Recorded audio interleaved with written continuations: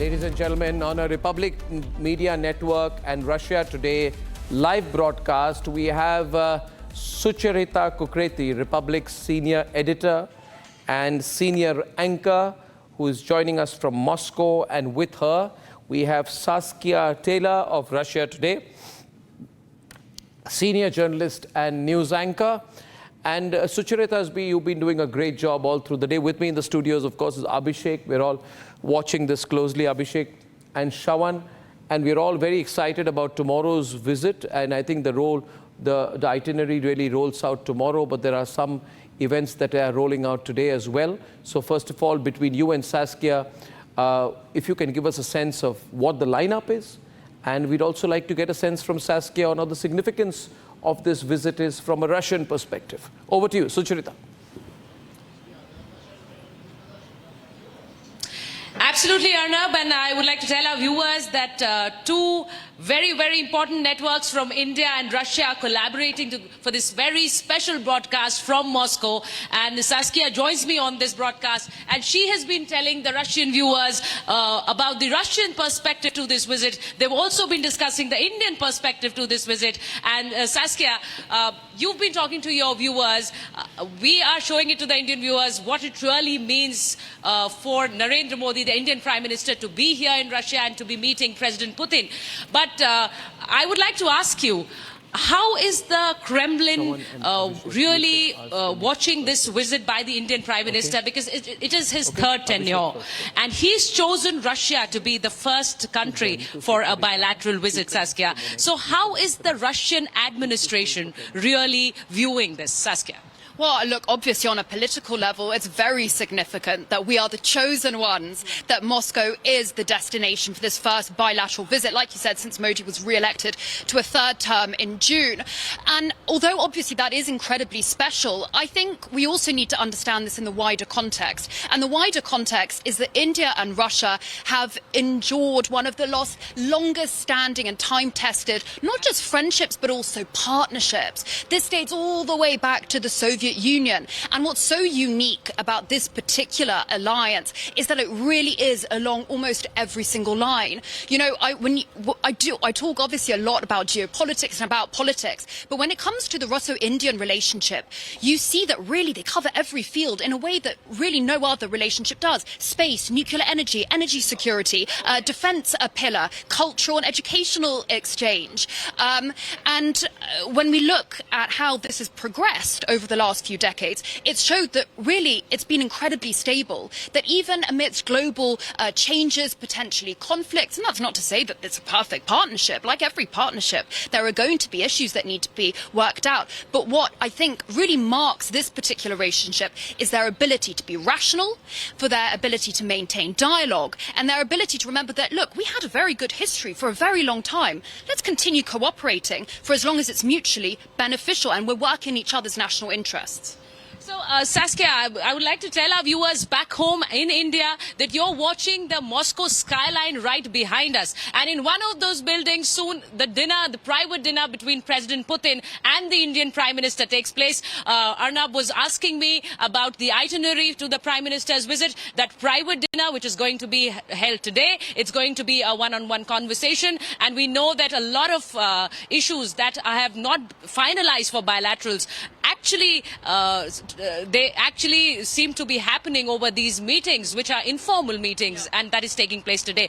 But let us just give them a sense of tomorrow's events, because it's going to be bilateral meetings. But before that, a community event. We've been telling the viewers about that. But Saskia, you spoke about a mutual trust between India and China. What I really want to ask you is, there is another relationship that Russia seems to be forging with China. Now, India and Russia, how do you see the relationship vis-a-vis Russia's engagements with China? You know, I think it was in December last year when External Affairs Minister Jaishankar visited Moscow, and he was here for 5 days. And when he was speaking to the Indian diaspora community, he said, when you collaborate with a nation along nuclear, defense and trade, you have to have a great deal of trust. And I think that is the foundation of this relationship. I think Narendra Modi understands and trusts Vladimir Putin to use his judgment, to understand that the Russian leader is going to be obviously sensitive to any territorial disputes that the two of them have, but also trust that the Russian leader, whilst pursuing what's beneficial in his own national interest, will also never actively pursue a policy that is detrimental to India's national interest. That's the first thing. You know, the second thing I think we don't talk about enough, that India, China and Russia are very pragmatic. They understand that the art of diplomacy is not just talking. It's about, even amidst conflict, discussing where there are areas for cooperation, where there are areas for business, where it's beneficial to the Indian consumer.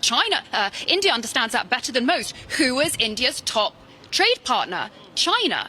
So these are adults who understand that you can have partnerships running in parallel at the same time, and there will always be space for dialogue, cooperation, collaboration, even when there are disagreements. You just need to be calm, rational and pragmatic. The final thing I would say, I think it was Nelson Mandela who said, "Your enemy is not my enemy." India, China and Russia, I think, especially in the BRICS format, and if we're talking about dialogue amidst conflict, BRICS, the SCO, these are classic, really powerhouse formats for that. These are three nations who are trying to build a multipolar world which isn't scarred by bloc mentality, which isn't scarred by the idea of your friend has to be my friend, your enemy has to be my enemy, you trade with whom I trade with, you sanction whom I trade with. So I think they understand that everyone can cooperate, and that will lead to a more fruitful, more stable global arena, generally speaking. This Cold War, zero-sum mentality, it's just these three countries, they're too important for that. When you say that, Saskia, I have been speaking to a lot of Russians who could speak English, yeah? It's a little difficult to find them, but I wish we would have met earlier and we would have spoken at length about India and Russia, but we're doing it now. We spoke to a lot of Russians who could speak English and a lot of Indians residing here, and they spoke about this strategic autonomy policy that both the countries are following, be it Russia or India. And they also spoke about the fact that President Putin keeps Russia first. And the same policy is followed by the Indian Prime Minister. It's India first. So I think it is a policy that brings the two state heads together very clearly. And when you say that, I say that because you just mentioned how both the countries seem to be treading the path which takes them forward. So, but how do you see the space? How is the Russian administration seeing the American view? Because the Kremlin issued a statement saying that the Americans are eyeing this meeting with a sense of jealousy. So how do you see that? Look, I mean, I think, like you said, India has been always a non-aligned country. And I think Narendra Modi understands that that is a policy that has served his incredibly populous and incredibly powerful, both diplomatically and economically. It's served his nation incredibly well. It's allowed him to pursue policies that have been beneficial mainly to the Indian consumer. I'm talking largely, obviously, about energy security. It saved the Indian government $13 billion to buy discounted Russian crude, despite Western sanctions. I think the Russian reaction that you talk about there, it again shows that there is a split in the way that we're seeing the future of the world. There are some nations who still don't understand that the status quo of global governance has to change. We are no longer dealing in a Cold War scenario where there are blocks, where you have allies, where you back each other like bullies in a playground.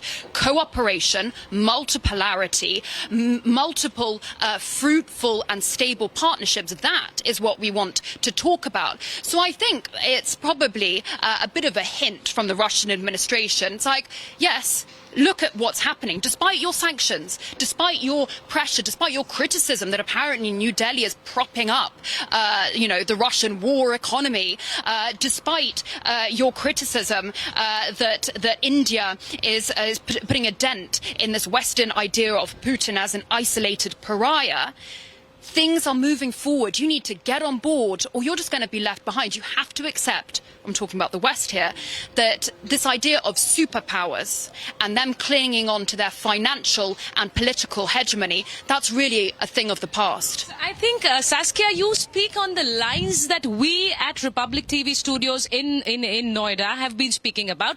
The Republic Media Network Editor-in-Chief Arnab Goswami was speaking about a changing world order, especially with this meeting between Putin and Narendra Modi. Yes. And I think when you speak on the similar lines, because we're seeing that world order changing. We're seeing that... Sucharita, if I may, we're seeing that. And Arnab, he's just... Yes, yeah, if I may, please go ahead. If I may, I was in Moscow in 2015.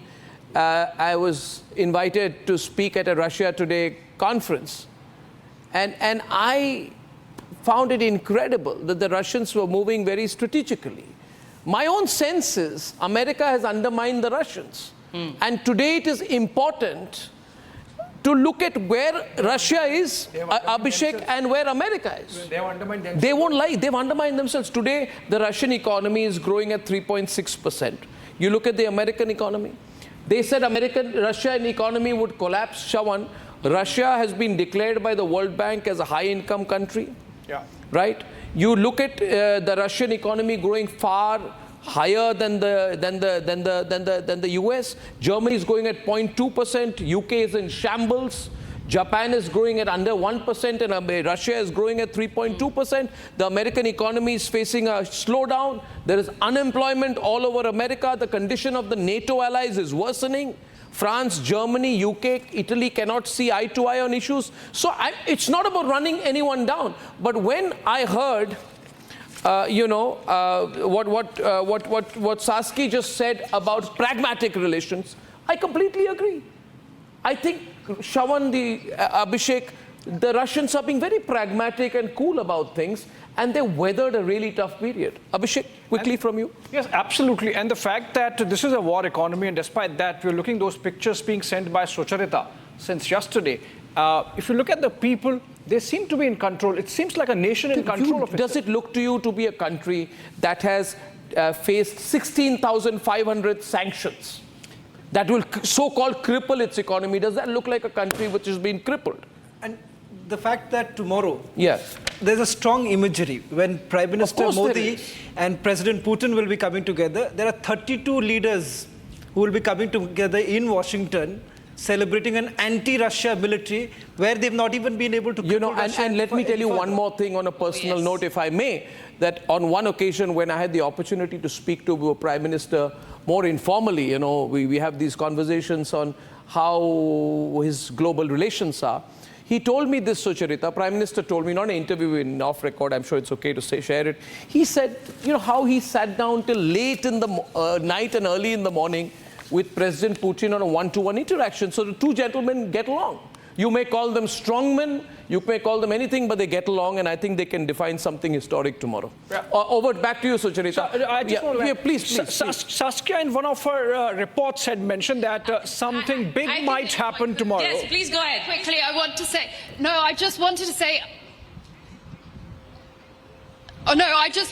Arnab, it's very fitting that you mentioned the UK being in shambles. I was going to say, I've lost count of how many prime ministers we've had over the last couple of years. And I was reading that the Russian economy is now growing 4.5 times faster than the British economy. And it's interesting because in recent times, partly because obviously flights have been cancelled across European airspace, we have been transiting largely through Dubai and Turkey. When you travel to these places, there's a different energy when you compare it to the EU, especially the UK and America. There's an energy. People feel energized. They want to get down to business. They want to make money. They want to be friends with people. They're moving forward. They're building faster. There's a bridge where I live in London, which, it's literally this length. and it hasn't been touched for 7 years because there's just no money. And I think the problem is Europe has a beautiful history and a beautiful legacy, but it's rested on its laurels for too long. It thought that it could always live off the nations of the global south. India knows that better than most. What the Brits did there, they're not moving forward. And what is the beautiful part, Saskia, is that India and Russia, both the countries have had beautiful legacies, and they've also had a shared legacy. So that is what is important, and especially vis-a-vis the Modi-Putin meeting. So I will toss it back to the studio in Noida to Arnab Goswami.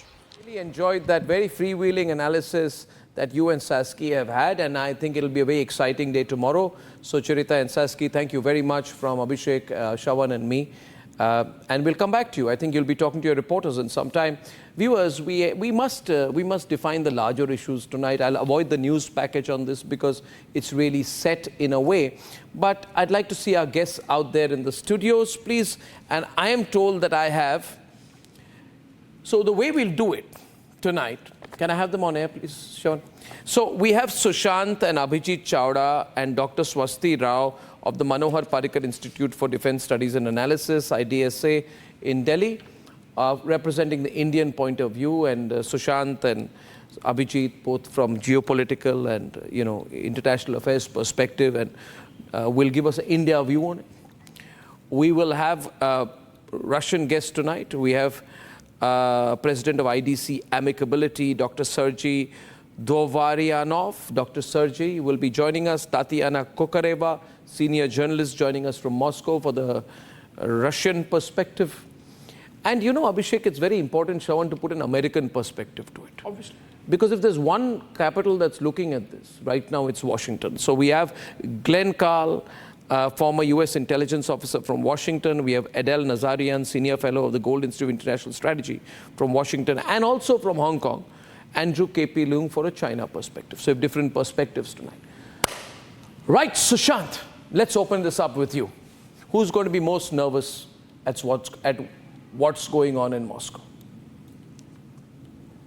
Arnab, I don't think there'll be any nervousness. I think there will be some unhappiness. There will be unhappiness in the West, partly because despite all their efforts, India is not willing to let go of this relationship, which India finds a very useful relationship, a mutually beneficial relationship, and feels that, to try and box India into a particular corner. Look, it's one thing for a very small country with a limited footprint to be boxed into a corner and into a particular with a particular side.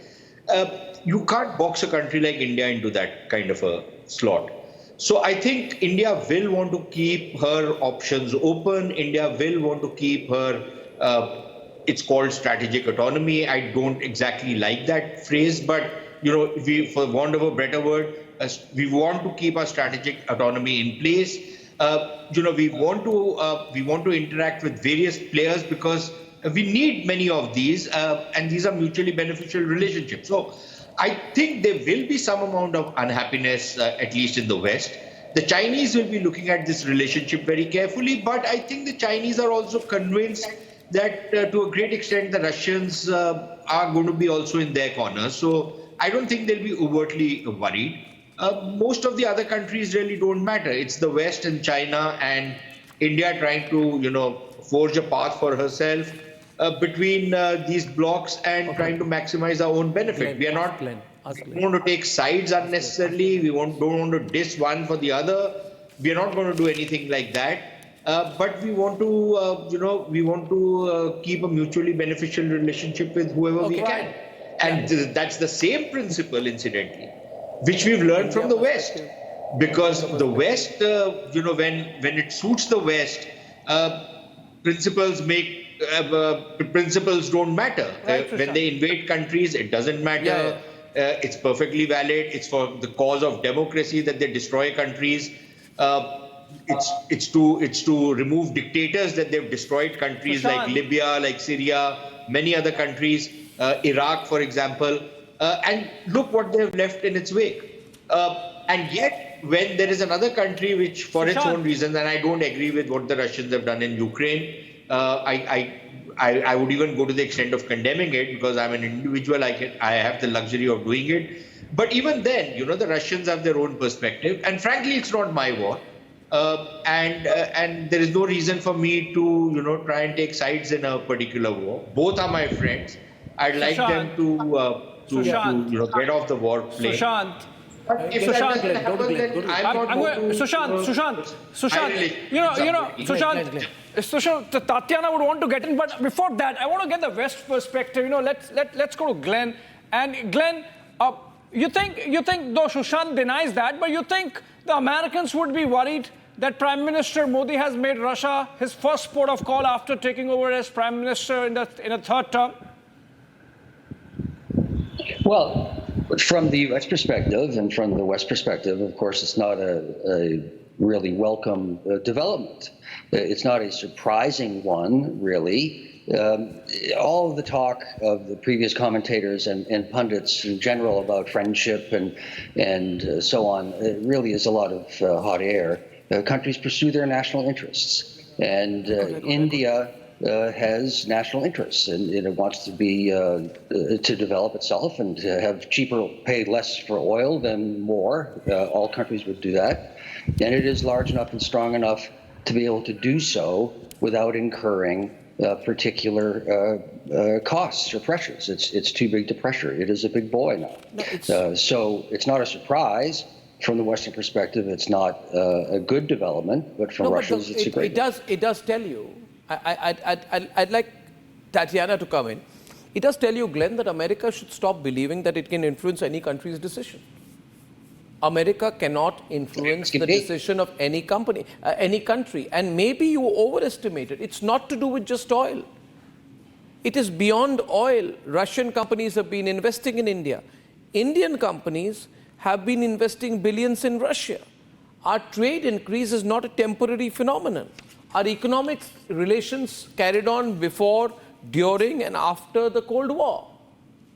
It is America's estimates which have gone wrong. Tatiana, please, how do you view this and the response that is coming in from a quote-unquote jealous West? That's a very, very accurate, characteristic that you've got there, Arnab, because, even when we are sitting here and discussing something that, is completely undeniable, then our American counterparts are still throwing stones, saying like, of course, India wants cheaper oil. Well, first and foremost, if India didn't step in at this particular point in time and start buying Russian oil in scopes, the world oil market would have been in such shambles, because that's a huge part of the market that you're taking out of the conversation, and that makes the prices go up every time. So, this whole, but they're still kind of trying to hit you on the spot, saying, look, they want cheaper oil, they're making money. Everybody would do that. I think that this is something that we've spoken about many times, basically. There's a new kind of world order in a way. There's the global South. There's this kind of slightly insulting, Western term of developing nations, some of which have very much developed by now, but they're still developing because, who's developed nations, who they are. We won't name any names. The developed nations, at least two of which have had really disastrous elections, just, in the weeks before this week. Yes. And we've seen some incredible results of those elections. And then we're all obviously keeping tuned for November to see what comes out of the US election. And then we'll see, who's talking then. Yes. And then, so we are therefore, if I may say so, Tatiana, it would not be wrong to say, my own estimation is that we are in for a very interesting period globally, Shravan, and I'd like to take in on that. And I'd like to bounce that off Adele from Washington, who's at the Gold Institute. Adele, today America is in a soup, we all know. It's quite a pitiable situation if you see the presidential race that's going on. And our sympathies for the ups and downs and vagaries. And of course, thank you for the entertainment that the American elections are providing globally with your senior citizens. But my question is about, look at strategically. We just had the Russia Today correspondent talk about pragmatic relationship, India, China, Russia. I have my doubts on it because we have a strong problem with China, but we are mature in the way we deal with it. Look at NATO on the other hand, Adele. France is crashing. There are riots out there, far left, far right, at war. The UK economy contracted, it's contracted 0.1% in July. And when it jumped to 0.2%, there were celebrations on BBC. We are back. It's a reality. Germany has gone through a recession last year. German GDP shrunk. There are serious problems. Question is, Adele, I believe today the West has no leverage, no ability to pressurize countries like India or China or Russia anymore. I'd like your response to, and it's in that backdrop that this visit is happening. Adele. Arnab, great to be on with you again. You know, I have to say, I think that it's a very bold statement to say the U.S. has, and the West in particular, has no leverage. I think that leverage will always remain so long as the United States exists in its current state or form, whatever it may be. I think that of course, the new NATO leadership, Mark Rutte, has shown direct bias, I guess, towards Ukraine. I think that there's definitely something to be said about America's stance and appearance on a global stage looking a little bit weaker based on the current situation. You saw the recent, obviously, President Biden isn't really fit to serve another 4 years, but he seems to be the candidate that the Democrats want to keep as their candidate. I think it strengthens Trump's prospects. That being said, I do see a more strategic shift towards strength for America should Trump get in for a second term. Just going back to the whole America having leverage point of view perspective, I do believe that India's choice, Narendra Modi's choice to go to Russia, to Moscow, to meet with Putin, is a continuation of their neutral stance, their pragmatism. And you have to really look at it, I believe, through the lens of this is also a geopolitical proxy, you want to call it a battle between, of course, India, China, and you have America and... How is that? Sorry? No, how is that? I take strong exception. I would like Abhijit to come in. How do you describe Narendra Modi's visit to Russia as having anything to do with the Chinese? On the contrary. On the contrary, I would say we have a border dispute with the Chinese, but as two large populous nations, one of the largest economies in the world, we have our own interests. Abhijit, would you like to respond to that rather sweeping statement that has come in from Adele? Look, India's perspective is very clear. We are nobody's proxy, and we have our own interests that we will follow, and we want to be multi-aligned. We will work with everybody.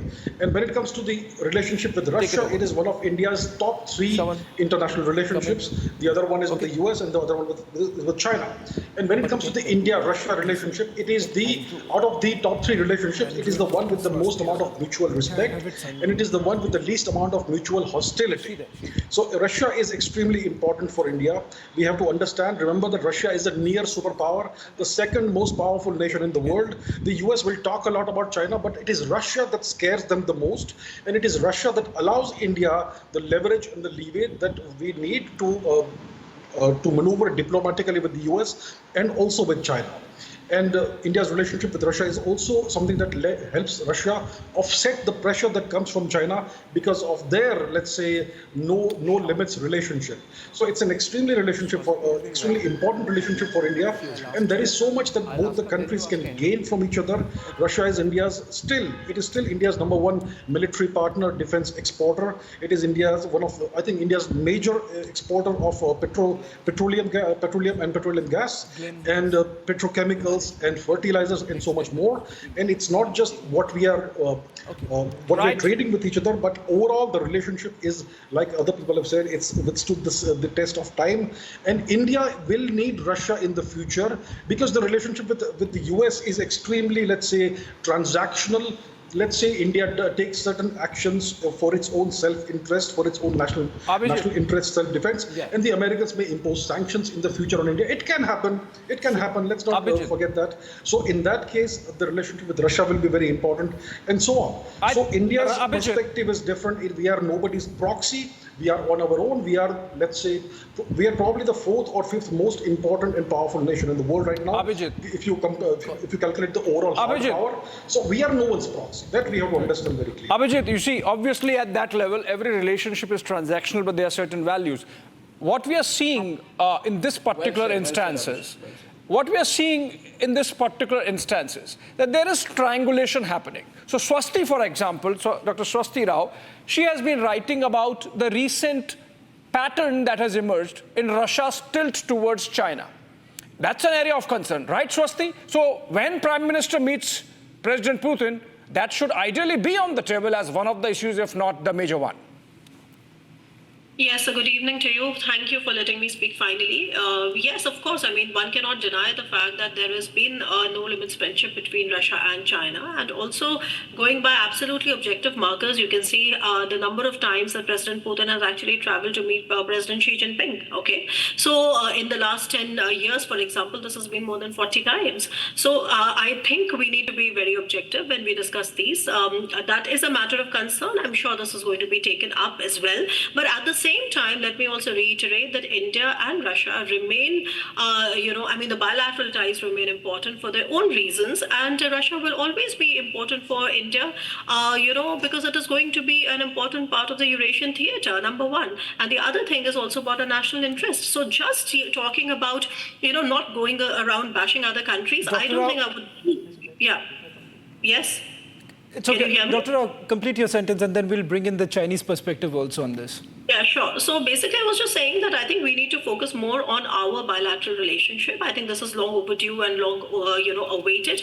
And frankly, I think that we should be making some progress on the fact that we have not really had the 2+2 dialogue ever since it was started in 2021 December, and it's not really happened. Similarly, our 10-year defense cooperation program that we signed has not really seen a real progress. And the trade deficit, everybody has mentioned already. So basically, we need these things to be tackled at the highest level, because these are important to our bilateral ties. And last point is that please remember that Prime Minister Modi has just come back to power, and the two most important things and priorities for him, one, of course, is economic progress, and that is why the huge trade deficit becomes, an issue that needs to be ironed out in the most, cordial manner. And the other thing is national security. And let's not forget that we are still awaiting the deliveries of the S-400s, and you cannot really leave that to chance. So I think that this is a mark of pragmatism. This is a mark of course, strategic autonomy. I think these are oft repeated, stances. But at the same time, this is something which should have happened earlier, in fact, because we can't be really leaving things to chance. What Swasti you said there, and Shaban, I'll hand over to you after that. I think this is a very important point. We have been very, very generous in allowing this trade imbalance with Russia to go to like $70 billion. But it's been, as Swasti, you've rightly pointed out, this is, I would presume that most of this is fueled by fuel. So we've got to also make sure the Russians buy from India our pharmaceuticals. We should look upon Russia as an eager market, and the Russians should be also open to making it easier for Indian manufacturing, Indian machinery, Indian iron, Indian steel, Indian pharma, Indian toys, Indian products to be sold in America. Or manufactured in India. Yeah, I mean, I would say everything. Wherever the Americans exit, it should not be the Chinese who are going in and taking the place. India should be taking that place, and we should rightly ask for that. Shaban, over to you, Shaban. Yeah, sure. In fact, this is a work in progress. In 2019, in Vladivostok, that is exactly what the Prime Minister spoke. Andrew, just Kremlin says that this is not a game of one-upmanship, and the fact that China will also have to come around. The fact of the matter is this, that somewhere down the line, if China wants to be also on board, bring India together, somewhere down the line, they will also have to take a little backseat of giving that space and allowing us to also be part of what we are saying, leading the global south. Andrew. Oh, I see. Well, I didn't know you were addressing me. Thank you very much indeed. First of all, as far as the China's let's put this thing in perspective. Amongst the BRICS group, the China's economy is bigger than the rest of the BRICS combined. Okay, I mean let's not forget.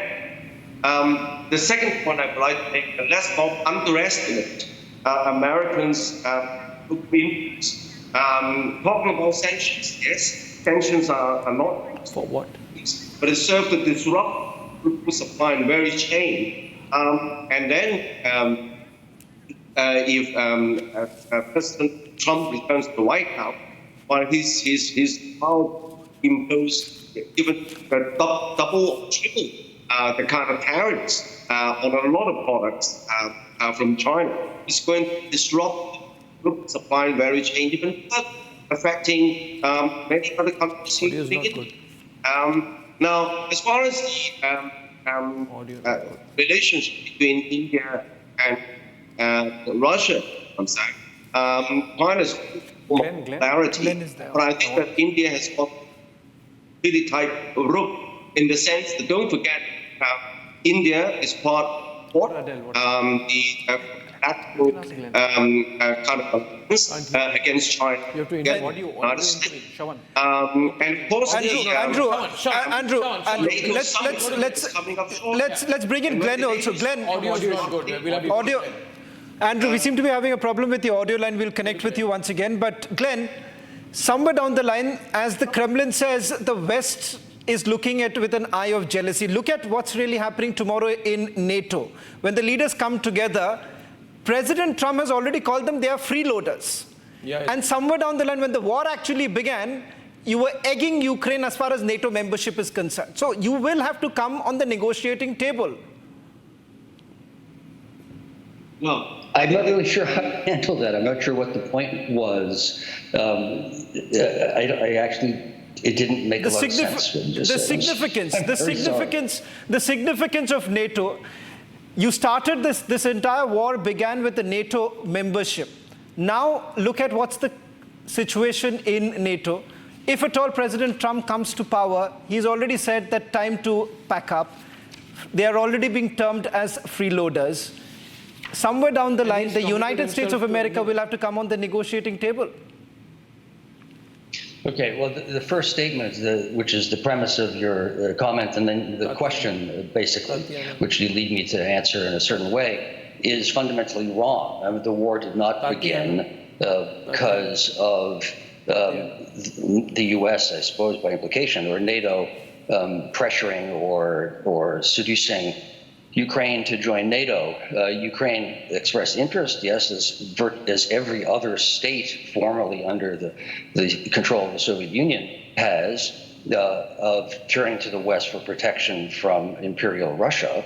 But then what started the war? And I think one needs to look at several 100,000 Russian soldiers crossing the border and invading the country, which actually followed the little green men who swallowed Crimea. So the premise of the question is actually completely reversed. Now, does NATO have challenges? But you're on the course, defensive now on it. You see, the point that Shawan was trying to make, Glenn, is that you're on the defensive now on it. And you're on the defensive. Defensive because Russia invaded. Defensive versus Russia, yes. Yes, I agree. But beyond that, no, I would. One should look at the expansion of NATO in response Glenn, all of these actually Russia's invasion. Actually, the reality is NATO was revivified by the invasion, which is a sad, frightening event. Glenn, but NATO was prior to the invasion. Glenn, I remember the earful that Trump gave to the NATO leaders when he went to Europe. The clip went viral everywhere. He gave them a piece of his mind and he said, I'm not going to fund your attempts at protecting yourself. America is not going to fund you. And he called the NATO members freeloaders. Today, Trump has committed to ending the war within a month of his getting elected again. So the chips are down for the Americans because you've committed, Trump is committed, Putin is not committed to ending the war. So you got to find a way to ending it. That's what I'm saying. So that's why I feel you're on the defensive. I'm happy to continue commenting. Well, Trump essentially mouths the line of Moscow. I mean, that's quite well known.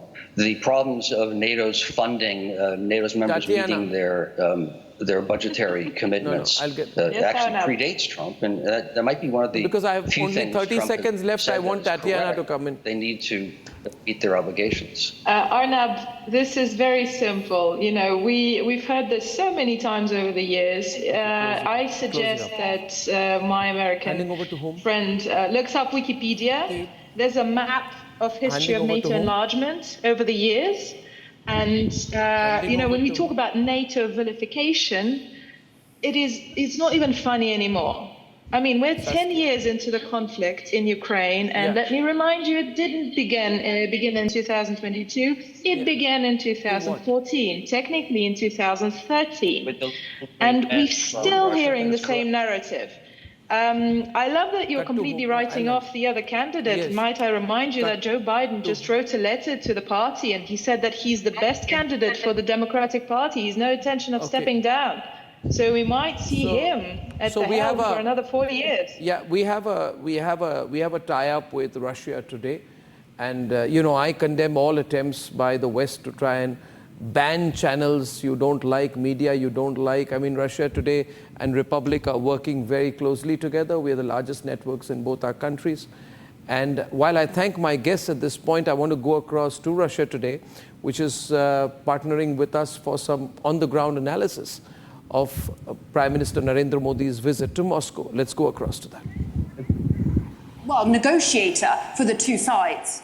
Yes, India could be such kind of negotiator. This place still open, but to be negotiator, this actor could be influential. First of all, it's not conflict between Russia and Ukraine. Ukraine does not exist as independent government.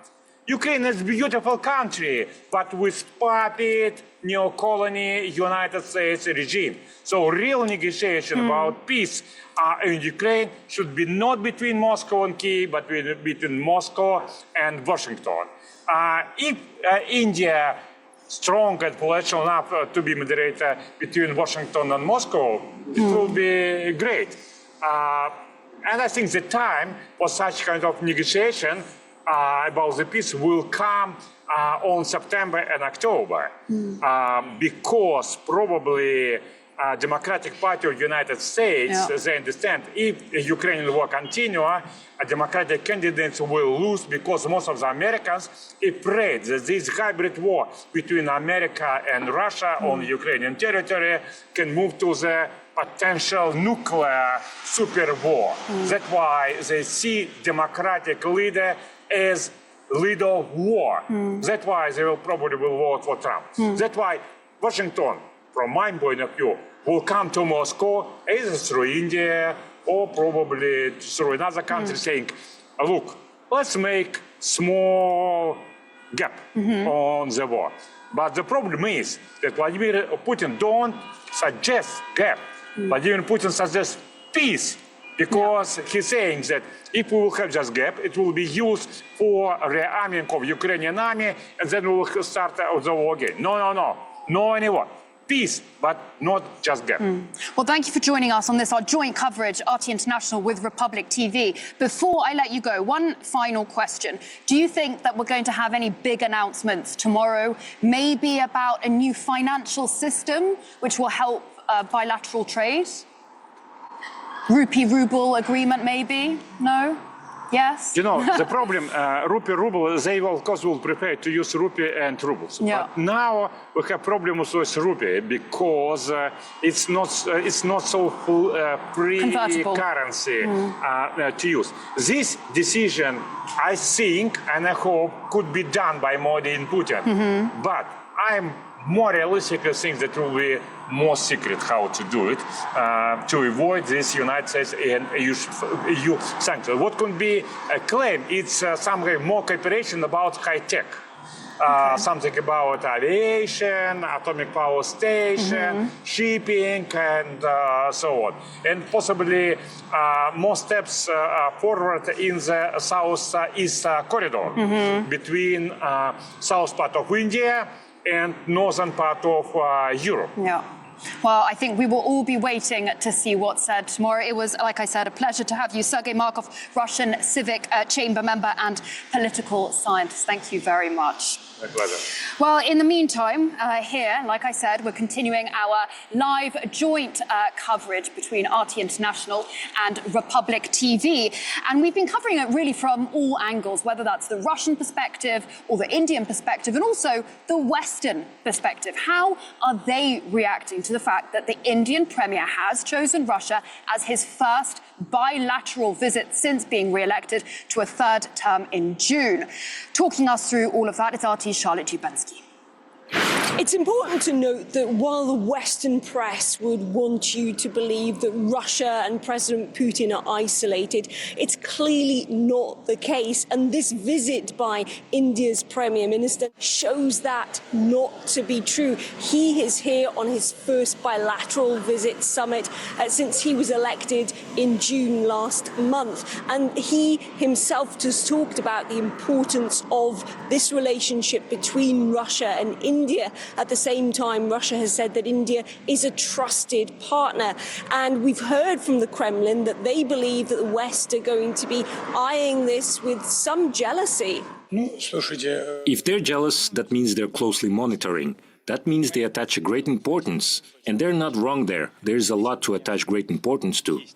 Well, the West has issues with this relationship. One, because they're forging deeper ties, economic ties, trade ties, cultural ties. And also we're seeing trade increase between Russia and India. And we know that the US would like a bigger slice of trade with India, which is the fifth largest economy in the world. Now, we've just heard that Russia and India have announced in the last few days another deal for Russia to supply India with weapons. This is for its tanks.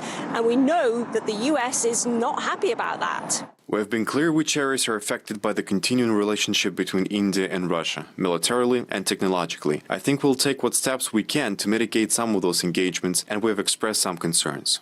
The US has also warned Indian businesses about doing business with Russia, saying that if they try and circumvent the sanctions the West has put on Russia, then they too could face very serious consequences. The US, together with dozens of allies, is standing up against the idea that one country by brute force should be able to take the land of another. Let me hope that India will continue to recognize that principle and work with us to identify those companies that are fueling the Russian war machine.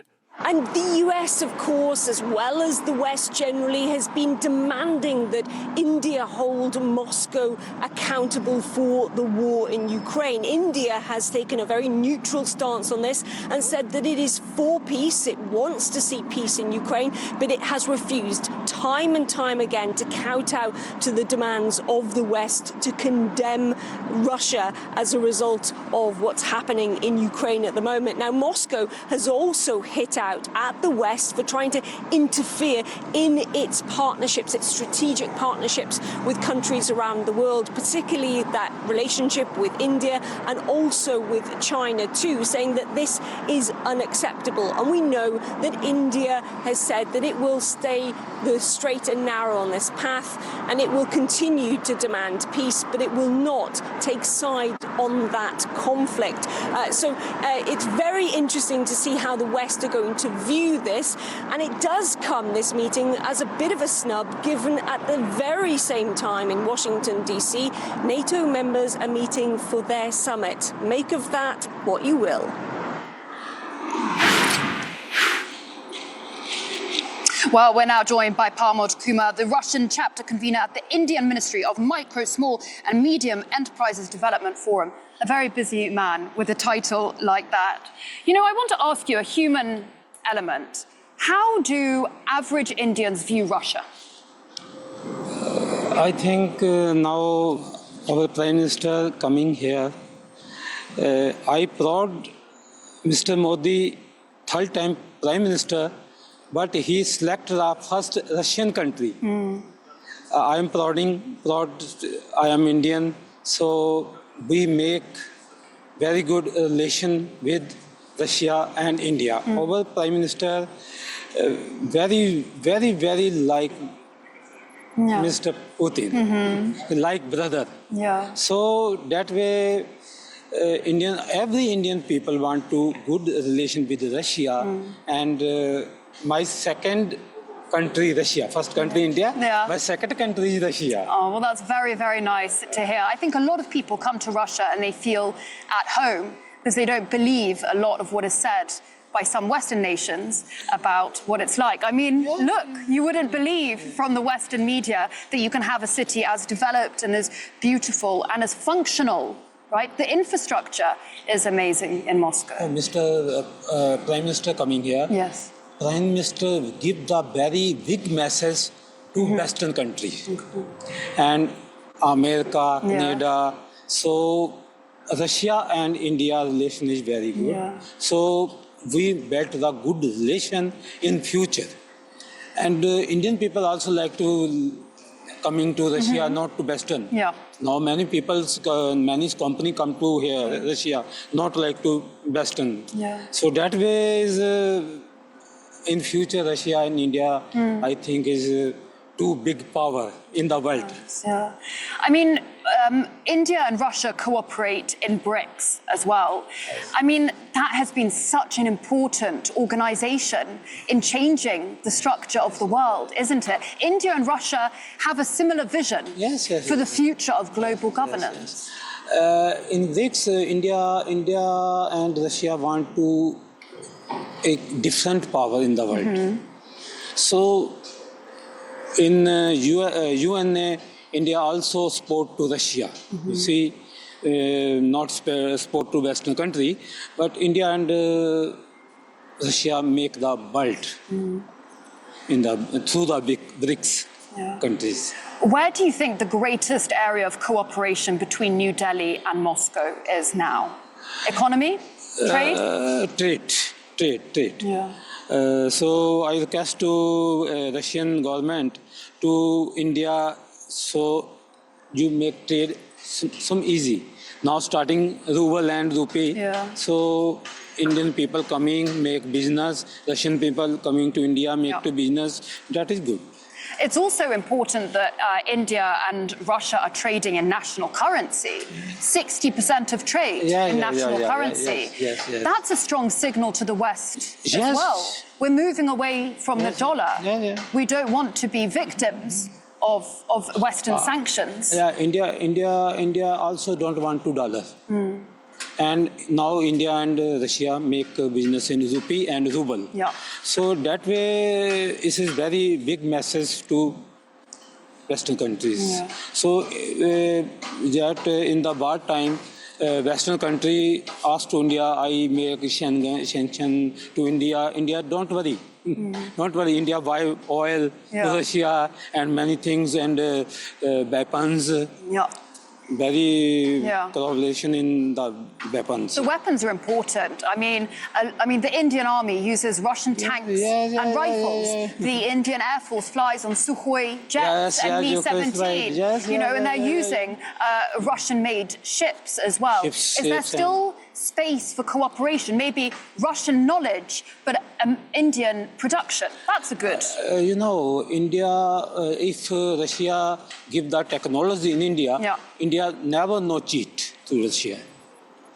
It's technology, Russia, and make in India. So that is good. The two countries good, Russia also good, and India also good. I'll come to you in a second. I also just want to thank, we've been here for so many hours and we've had all these viewers. I want to say a special thank you to the viewers of Republic Coverage. You are actually our final guest for today. I'm very happy that you are. Final question.